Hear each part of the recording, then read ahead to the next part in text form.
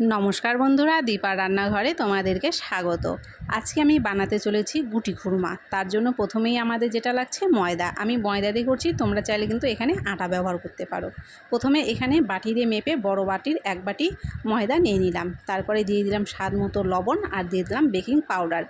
एखाने आमी baking powder व्यवहार करेछि, बेकिंग सोडा किन्तु नय। तारपरे चामच दिए प्रथमे सब शुकनो उपकरणगुलोके मिशिए निलाम। और एखाने मयदाटा मयाम देওয়ার জন্য आमी व्यवहार करछि सादा तेल। तोमरा चाइले किन्तु तेलेर परिवर्ते एखाने घी व्यवहार करते पारो। तेलेर परिमाणटा एखाने आमी एकटु बेशी दिएछि, दिए हाथ दिए चेपे चेपे एखाने मयामटा खूब भालो करे दिए निচ্ছি। तेलेर परिमाणटा एकटु बेशी दिए मयामटा दिए निले किन्तु देखबे एटा खेते किन्तु खूबই मुचमुचे হয়। तारपरे सामान्य परिमाण करे जल दिए एखानटाय मयदाटा मेखे निচ্ছি। जलटा एकबारे बेशी दिए फेलले किन्तु मयदाटा माखा नरम हो जाए, সেই জন্য অল্প অল্প করে জল দিয়ে যতটুকু জল প্রয়োজন ততটুকু জল দিয়ে ময়দাটাকে প্রথমে মেখে নেব।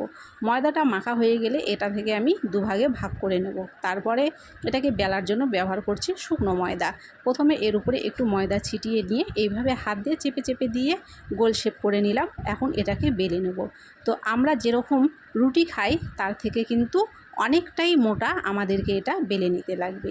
তো আমি তোমাদেরকে পরে দেখিয়ে দেব আমি কতটা মোটা রেখে এটা বেলেছি। বেলা হয়ে যাওয়ার পরে এরকম একটা ছুরির সাহায্যে এটাকে প্রথমে লম্বা লম্বা শেপ করে কিন্তু কেটে নিতে হবে।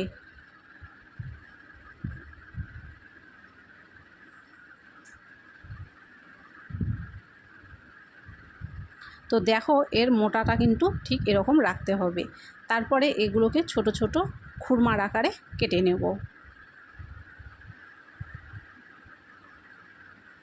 তোমরা যদি চাও তো এর থেকে কিন্তু একটু ছোট করেও কেটে নিতে পারো।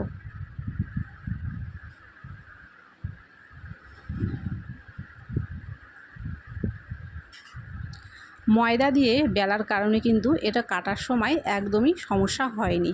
আর তেল দিয়ে বেলে নিতে গেলে কিন্তু এটা কাটতে গেলে একটু সমস্যা হবে।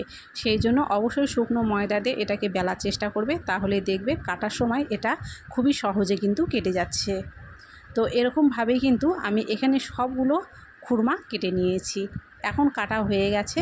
এখন এখানে আমি কড়াইতে তেল বসিয়ে তেলটাকে প্রথমে খুব ভালো করে গরম করে নিয়েছি, নিয়ে গ্যাসের ফ্লেমটাকে মিডিয়ামে করে দিয়েছি।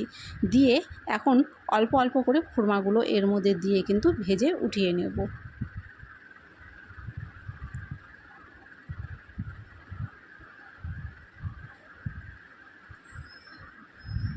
তো দেখো অনবরত নেড়ে চেড়ে এগুলো এভাবে ভেজে উঠিয়ে নিলে কিন্তু দেখবে এর ভাজাটা হয়ে গেছে। আর একটু সাদা রেখে ভাজলে কিন্তু এটা দেখতেও ভালো লাগবে। তোমরা চাইলে একটু ডিপ লাল করেও ভেজে নিতে পারো।